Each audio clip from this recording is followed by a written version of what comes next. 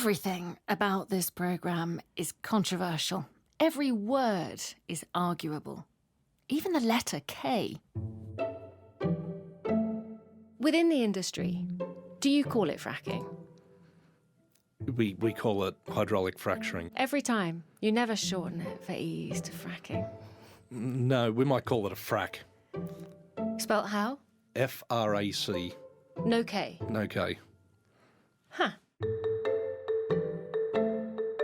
The K in fracking was inserted by a journalist in the early 80s, giving the term an earthy Anglo-Saxon edge, perfect for writing on banners and chanting at protests. Hit the road, Frack, don't come back no more. In August 2013, there was a lot of that going on in Balcombe, a village in West Sussex, with slogans like "frack off, no fracking way," and a lot of journalists there to report it. It has all the characteristics of a traditional English village. A small church, cute cottages, plenty of greenery. But on the outskirts of Balcombe, along a country road, there's a scene that doesn't quite fit. Rows and rows of tents filled with anti-fracking protesters. The children of Balcombe say no to fracking! The energy firm Quadrilla had been given permission by a local farmer and the local authority to set up a test drilling site in one of his fields, and anti-fracking protesters were trying to stop them. It's an unproven technology. It's caused earthquakes, contaminates drinking water, it contaminates the countryside. It is an area of outstanding beauty, natural beauty, the lakes, the reservoirs, which are soon to be severely poisoned and polluted with dangerous toxic chemicals. Apparently there's no birds singing anymore since the drilling began. That's the fashion designer Vivienne Westwood, by the way. She was at the protest camp, along with Chrissy Hines' daughter and Brighton's Green MP, Caroline Lucas. Frack-free world! Every morning you would have to drive through the front gate and the car would be surrounded by protesters. There would be people yelling at you, some people spitting at you. Spitting at you? Yep, absolutely. Chris Hurd was working at Balcombe. He was the site manager for Quadrilla. The site was surrounded by protesters. There were several thousand people. They were shaking the fence. You've got people there waving cameras in front of you, people taking photos of your number plate, people yelling out things like, "We know where you live," etc., etc. So, it was a very aggressive, intimidating environment. I must say a number of my colleagues got to the point where they really didn't want to go to site. They were so nervous. Did you follow the media coverage while you were working on site? Yes, I did, yes. What did you make of it? Misleading.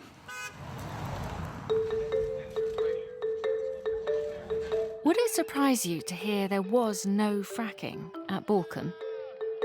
There was no permission to frack. Had Quadrilla decided it wanted to frack, it would have needed a different permit. So why did the Battle of Balcombe become such a huge national story? That's the question we're going to try to answer. Hello, I'm Jo Fidgen. I'm co-producer Chloe Hadjimatheou. And this is The Corrections, Episode 2. What really happened in Balcombe? In this series, we're going back over some of the big stories of the past few years that weren't quite what they seemed, and exploring in the process how journalists create stories out of events. My job's to expose some of our own storytelling techniques and choices. What we're not going to do in this programme is debate the rights and wrongs of fracking. We're not going to stand in judgment of Quadrilla or the protesters. We're interested in how journalists talked about it, what narratives have sprung up about fracking and why.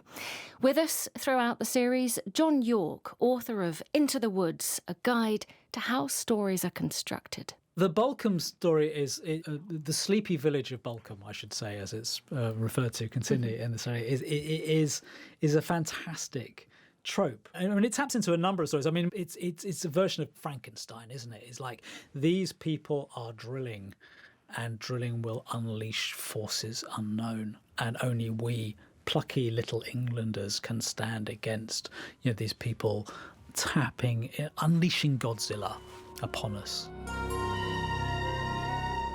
Quadrilla even sounds like Godzilla.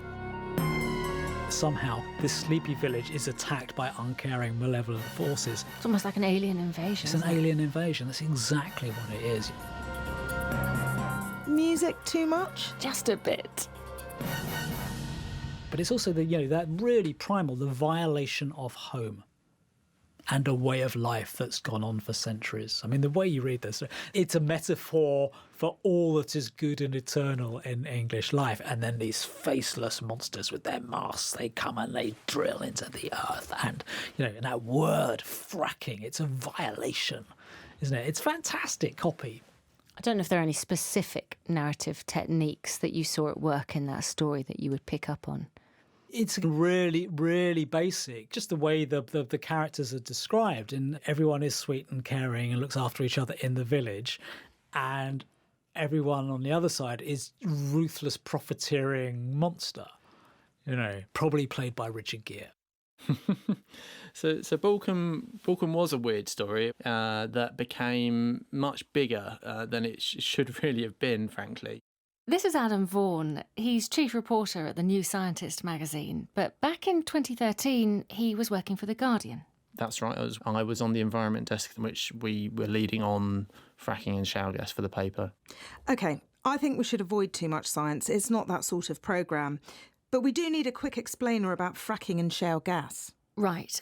Fracking, or hydraulic fracturing, is a way of extracting oil and gas that conventional drilling can't get at. It involves pumping water, sand and chemicals into rock at high pressure to fracture it and release any oil or gas that's trapped there. It's actually been happening for decades in the North Sea without any big concerns. But what's changed recently is that it's come on shore, and technology's made it possible to do it horizontally into beds of shale, a fine-grained rock found in the UK, mainly in the north of England, hence shale gas. OK, back to Adam Vaughan and Balcombe. Balcombe's a little village in West Sussex where the only companies who have fracked in the UK, Quadrilla, they took on a site there and they said they were going to try and get oil from a well there. And they explicitly said that they weren't planning to do fracking. That's what they were saying publicly, at least. But that didn't matter because the people who were opposed to Quadrilla and fracking per se descended en masse in August to this little patch of West Sussex countryside, which conveniently was very easy for students from Brighton and Green Party activists to get up to, and also for journalists to come down to from London. There were protesters from the village, of course, but what made this a much bigger story was that they were joined by a large number of outsiders, including some celebrity anti-frackers, many of whom didn't have to travel far, 3/4 of an hour from London, less than half an hour from Brighton. You'd be surprised how much it counts. Just a few months after the Balcombe protests, in the winter of 2013, there was another anti-fracking protest in Barton Moss, near Manchester, 2.5 hours away from London. It got almost no coverage, even though, unlike in Balcombe, there was a licence to frack in Barton Moss. Arguably, Barton Moss deserved to have been the bigger story because they were openly saying they were going to frack there. They didn't in the end because they didn't think there was enough to go ahead with it. But, nonetheless, if you look at them objectively, it's hard to see why one got coverage more than the other. Generally, do you think there's a southern bias in the media? Do I think there's a southern bias in the media? Well, yeah, undoubtedly. I mean, that's largely because all the newspapers are based in London and most of the journalists who work for them are based in London. Geography matters. So does timing. The protests in West Sussex took place in a sunny August when there were lots of festival-minded students from elsewhere free to join in, and lots of journalists with not much else to write about. Balcombe filled a gap in both their diaries. I remember being in the newsroom and you just had this sort of steady drumbeat of stories. It was a bit of a carnival, a bit of a circus. Each day something would happen. Someone would put a vehicle across the road to block, the heavy goods vehicles from coming in and out of the site. Other days, people were doing other direct action stuff. People were getting arrested on a regular basis. So, we're doing regular calls in to see how many people the police have arrested on any given day. And obviously, it's all being broadcast in live time by the activists. You said that the fact that this was not a fracking site didn't really bother the protesters. Didn't matter to them. Did it matter to you as a journalist? It's a good question. Does it matter that they're not fracking there or not? I don't think It did. I don't think it mattered materially for our coverage, no. Adam Vaughan is not a rogue journalist. He's written for some very serious publications. He's just unusually forthcoming. He would always acknowledge in his articles what was really happening at Balcombe, that Quadrilla was testing for oil. But far greater prominence was given to the fracking connections of the company. The media doesn't care about the third, the fourth, the fifth of something, but we do care about the firsts. And, this is the potential start of a whole new industry. I think it would look very negligent if, we hadn't covered like the start of the North Sea, back in the 50s and 60s. And if, come 10 years down the line, our editors are going, why didn't you cover, fracking at the start? Then, that would seem a very strange thing that we'd gone, oh, well, we had a very arcane conversation in the newsroom about whether it was really fracking or not. And also you've got to bear in mind this company, even if they weren't going to frack at this site, we knew they had aspirations to frack at other sites around the country, particularly in Lancashire. We did know that it was more likely that the fracking would be in the north, but there is a part of partly there's a question of if you're saying it's a conventional oil well being drilled in the south of England, it's not necessarily going to get interest. From the public or from your editor? From editors. I think being frank about it, really. Generally speaking, conventional onshore oil and gas is not something that gets a lot of news coverage. Fracking is. Part of the game in the newsroom is about getting things published and seen. All that news coverage of Balcombe, sunny, easily accessible, frack-free Balcombe, had a dramatic impact on the industry's prospects.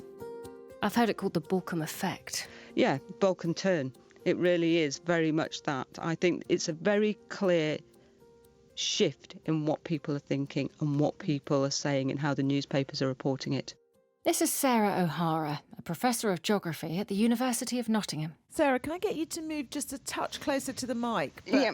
She went into the BBC studio there. Right, I'm moving it. Is that better? Yeah, that is better. Joe and I stayed in London. I'm afraid, like most London journalists, we don't get to travel that far. It's not that we don't want to, it's about time and money. Yes, it's on one of my favourite subjects. Excellent. Sarah O'Hara's been doing surveys on public attitudes to fracking since March 2012. Early on in the survey, generally people were pretty positive about shale gas.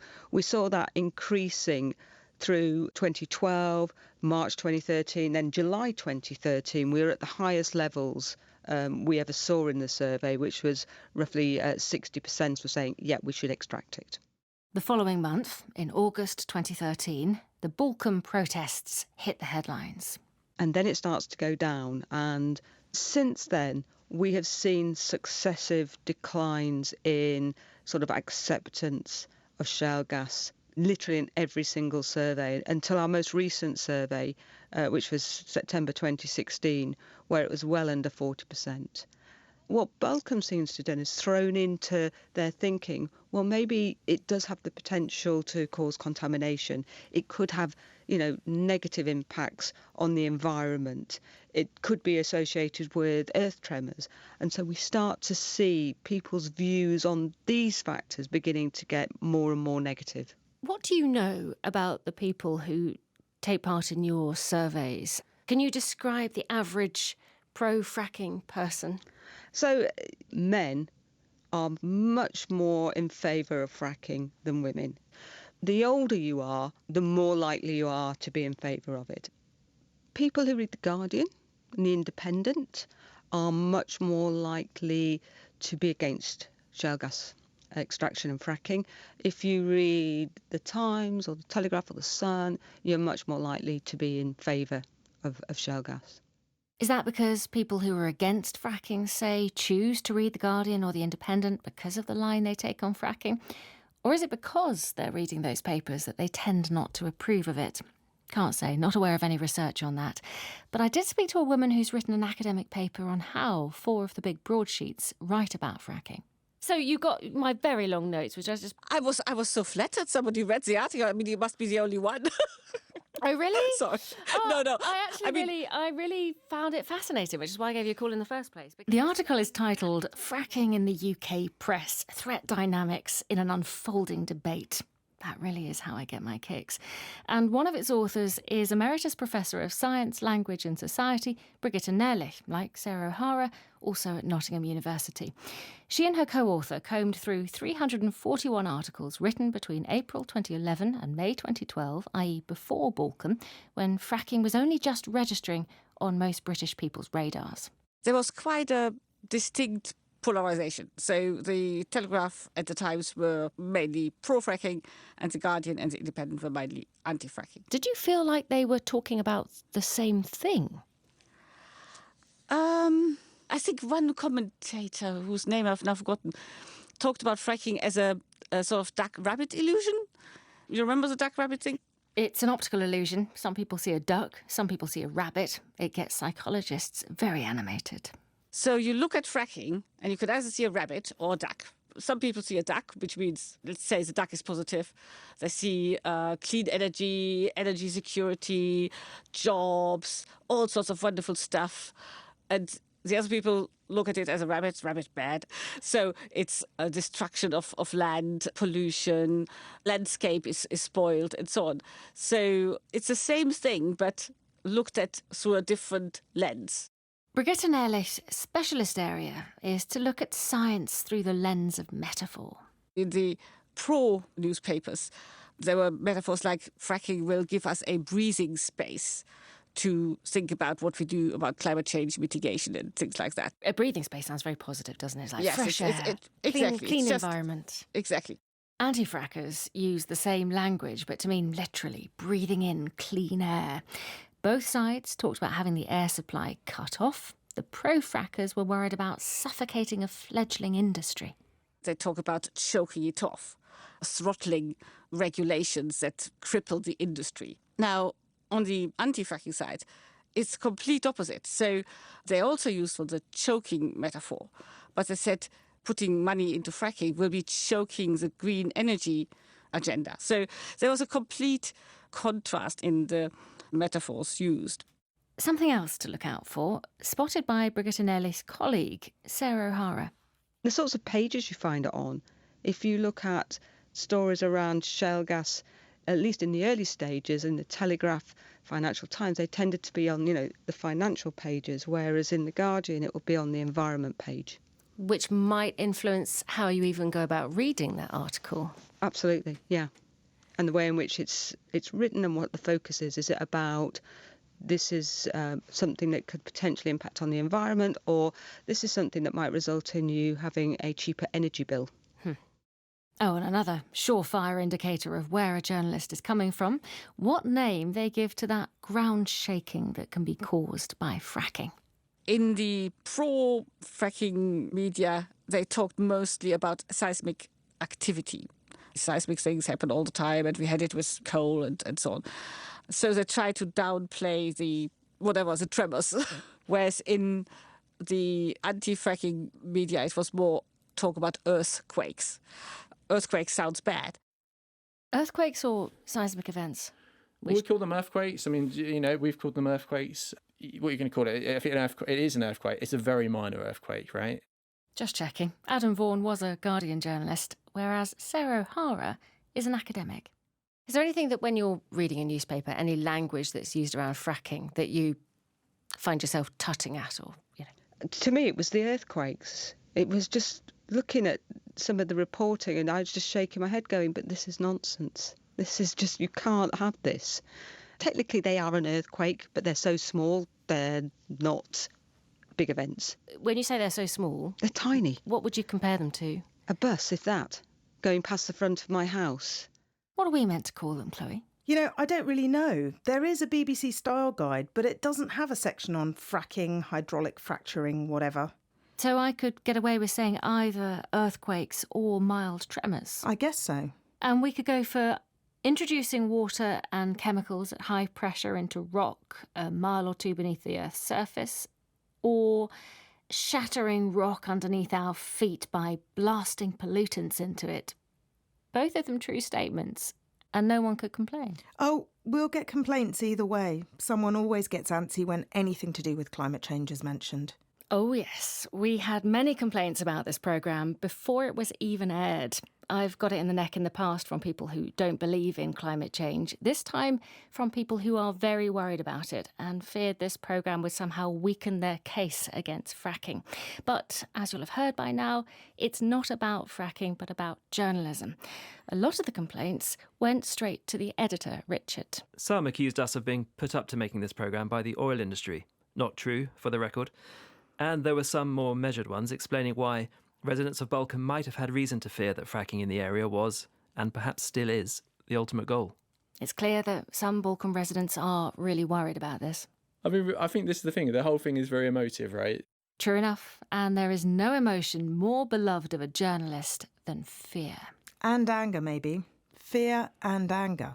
Brigitte Ehrlich, in her 2012 article, noticed that both the pro- and anti-fracking press employed what she calls a threat narrative, but in duck-rabbit ways. Yeah, it can either be the source of the threat or a solution to threats that you perceive.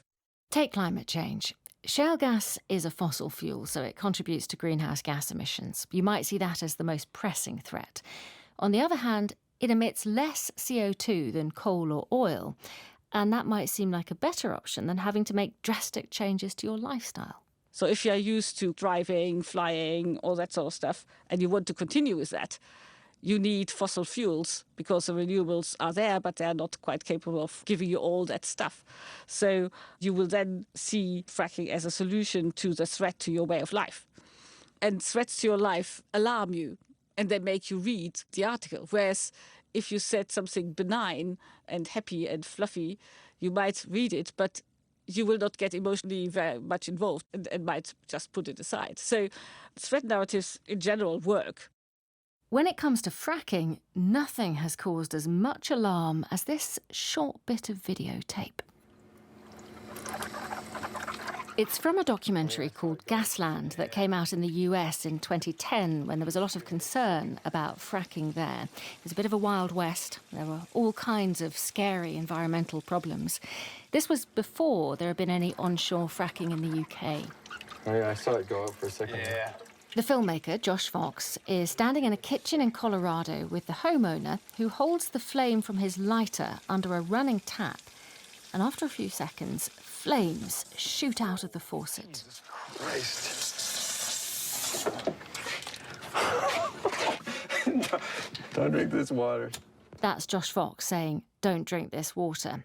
He claimed that fracking in the area had released dangerous levels of methane into the water, and that's why you could set fire to it. Except it's not all that clear that fracking was to blame. The oil and gas industry says methane occurs naturally in the aquifers there, and there have been instances of people setting fire to their tap water before the fracking boom. But the image has stuck, not least because a still photograph of it was often used to illustrate stories about fracking in the early days. Former Guardian journalist Adam Vaughan. It's funny, this is, I guess, the flaming tap that was shown in Gasland. It's an importance of the power of images in stories because although, as you rightly say, there's an argument to be had over whether or not in that particular case it was caused by fracking. We use the image on a lot of stories, and before there was actually stuff going on in the UK on the ground because there wasn't much to show, right?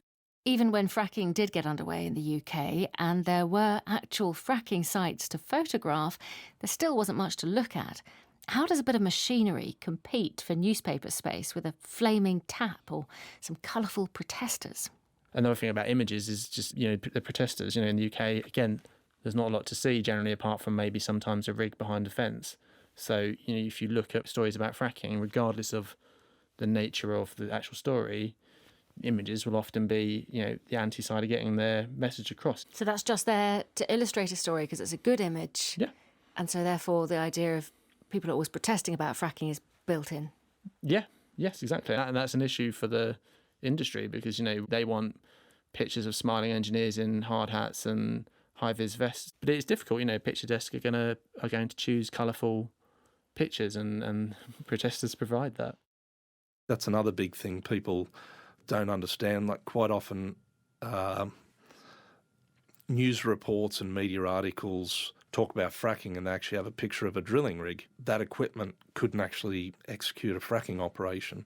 Chris Hurd was Quadrilla's site manager at Balcombe. it wasn't a fracking operation, and he was bemused that it became a story about the fracking industry. Whether that was journalists trying to get people to read their story by putting fracking in the headline, I'm not sure. You would have to ask the journalist. I just want to ask you about the headlines. I've got here an article that you wrote. This was actually in 2018, so a few years after Balcombe. Fracking firm gets green light to test for oil at Balcombe again. Fracking firm, straight up there. Testing for oil, though, not fracking. Yeah. Would that be your responsibility to write that headline, or will someone else do that? That's not my responsibility to write that headline, but I'm not going to blame a sub-editor for that. That would have been the way I wrote the copy, and if I don't like a headline, then I would have made it known. So that is definitely me saying this is a story because you know about fracking, but maybe this actual project isn't about fracking. So yeah, I'd be upfront about that. That is me trying to make the story important and put it on the agenda. Because I suppose if you lost the word fracking from that headline, and it would just read "Firm gets green light to test for oil at Balcombe again." Yeah. Could that be a story? I doubt that would have been a story without the word fracking. I know it sounds like we're singling out Adam Vaughan, when actually most of the coverage of Balcombe was just as keen on this fracking line. The reason we're hearing from him is that he was the only one of all the journalists we contacted who agreed to come on the programme, and fair play to him. But what can we learn from what he's told us? Look beyond the headlines. Question the choice of photo. Note the location. Check the calendar. Yeah, I've realised that 3 of the 4 stories in this series happened in August, prime silly season when stories are traditionally thin on the ground. Might be a coincidence. And watch your language. Are you reading about earthquakes or seismic events, shale gas extraction or fracking?